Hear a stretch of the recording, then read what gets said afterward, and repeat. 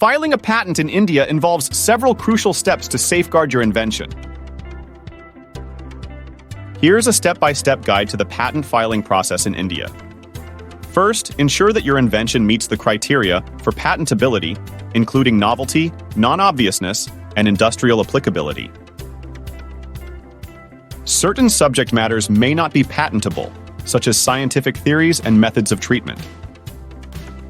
Before filing, conduct a prior art search to assess the novelty of your invention and determine if similar inventions already exist. Prepare a detailed patent specification, including a description of the invention, its novelty, inventive step, and industrial applicability.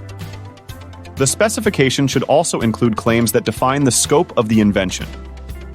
Decide whether to file a provisional application or a complete application, each with its own advantages and requirements.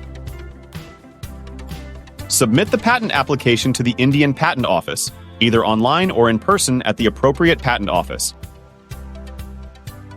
Consider consulting a patent attorney or agent to navigate the process successfully and address any issues during the examination process. They can provide valuable guidance and assistance.